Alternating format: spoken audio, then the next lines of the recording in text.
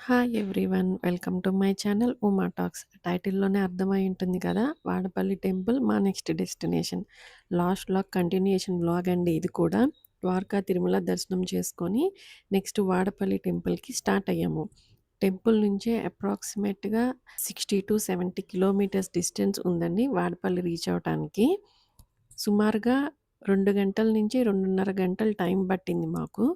Vadapalli temple east Godavari డిస్ట్రిక్ట్‌లో రావులపాలెం అనే ఊరు దగ్గరలో ఉంది. చాలా ఫేమస్ టెంపుల్. చాలామంది కూడా వినే ఉంటారు. ద్వారకా తిరుమలలో 2:30కి అలా స్టార్ట్ అయ్యాము. వాడపల్లి రీచ్ అయినప్పటికి నియర్‌గా 5 అయిందనమాట టైము.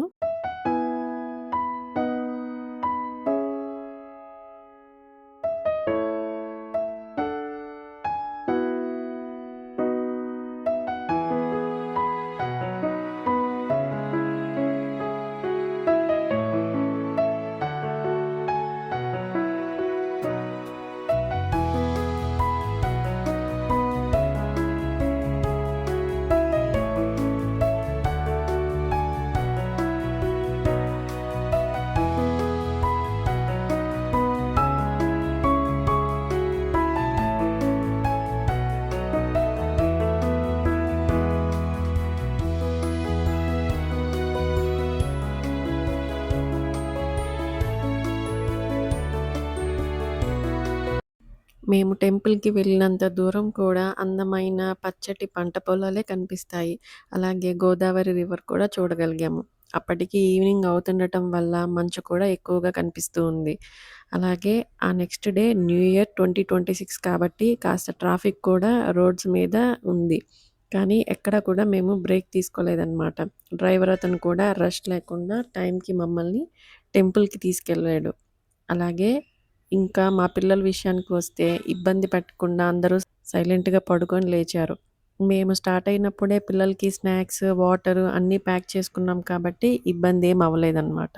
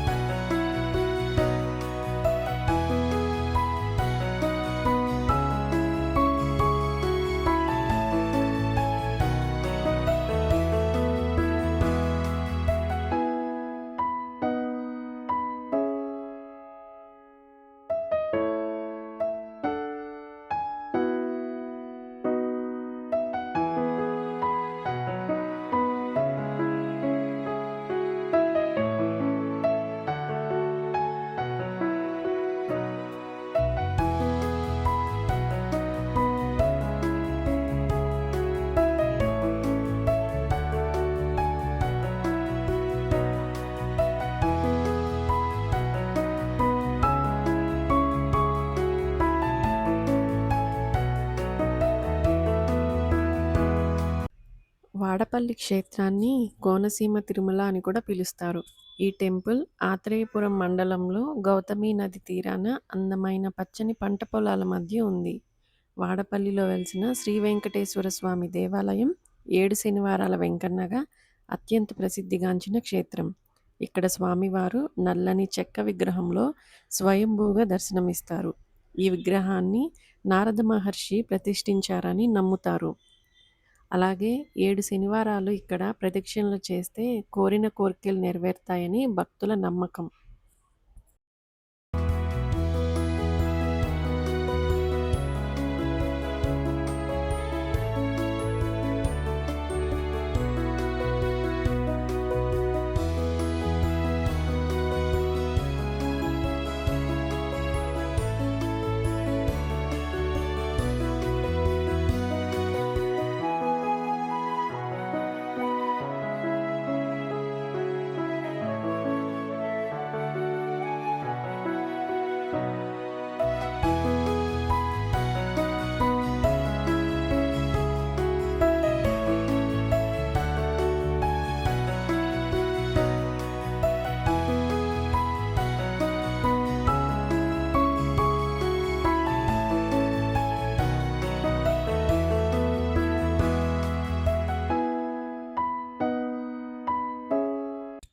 అదిగోండి టెంపుల్‌కి రీచ్ అయ్యాము. పార్కింగ్‌కి గానీ, బస్ ఫెసిలిటీ అన్నీ కూడా ఉన్నాయి. భక్తుల కోసము స్టార్టింగ్‌లోనే డ్రింకింగ్ వాటర్ ఫెసిలిటీ కూడా ఉందండి. ఇంకో సైడ్ చూసారా నర్సరీస్ కూడా ఉన్నాయి. మాకు ఇంక దర్శనానికి లేట్ అవుతుందని చెప్పి నేను నర్సరీ లోపలికి వెళ్ళలేకపోయాము. లేదంటే మొక్కలంతా కూడా వీడియో తీసుండేదాన్ని. మేము కూడా ఇదే అండి ఫస్ట్ టైమ్ అనమాట ఈ టెంపుల్‌కి వెళ్ళటము. మా అదృష్టం ఏంటి అంటే మేము స్టార్ట్ అయిన ముందు రోజు వైకుంఠ ఏకాదశి, అలాగే తర్వాత రోజు జాన్వరి 1. ఫుల్ రష్‌గా ఉంటాయి టెంపుల్స్ అన్నీ అనుకున్నాము. మేము రీచ్ అయిన టైంకి ఆ టెంపుల్ మాత్రం ఖాళీగా ఉంది. అలాగే నెక్స్ట్ డేకి టెంపుల్ క్లీనింగ్ అది కూడా చేస్తున్నారు. ఫ్లవర్ డెకరేషన్ అంతా కూడా చాలా బాగా చేశారు. గోపురం డీటెయిలింగ్స్ కానీ, టెంపుల్‌లో ఉండే దశావతారాల విగ్రహాలు చూడటానికి చాలా సంతోషంగా అనిపించిందసలు.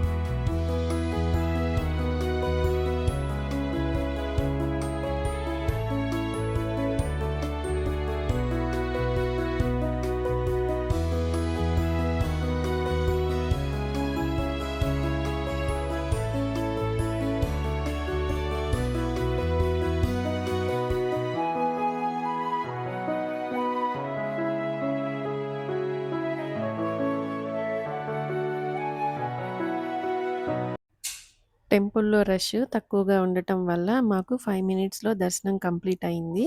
దర్శనం చేసుకొని అందరం కూడా ఔట్ సైడ్ వచ్చి కూర్చున్నాము. మా వాళ్ళకి టైం దొరికితే చాలు ఎక్కడున్నా సరే ఆడుకోవడానికి ప్లేస్ చూసుకుంటారు. కాసేపు అక్కడే కూర్చున్నాం ప్రశాంతంగా. మళ్ళీ మా అమ్మ, నేను, సాధిక ముగ్గురం వెళ్ళి ఇంకోసారి దర్శనం చేసుకున్నాము. మీకు వీడియో ఫస్ట్‌లో చూపిచ్చాను కదండీ! దేవుని ఫోటో సేమ్ అలానే ఉంటారు స్వామివారు గర్భగుడిలో. ఈ ఆలయ విశిష్టతల్లో వరుసగా 7 శనివారాలు స్వామివారిని దర్శించుకొని, ఆలయం చుట్టూ 11 ప్రదక్షిణలు చేస్తే మనోభీష్టాలు సిద్ధిస్తాయని, అందుకే 7 శనివారాల వెంకన్న ఆలయంగా పిలుస్తారని ఈ గుడికి ప్రసిద్ధి. అలా మా దర్శనం కంప్లీట్ చేసుకున్నాము. అలాగే మార్చి నెలలో ఏకాదశి రోజు నుండి 5 రోజుల పాటు జరిగే కళ్యాణోత్సవాలు, తిరునాళ్లకు విశేషంగా ప్రజలు తరలివస్తారట.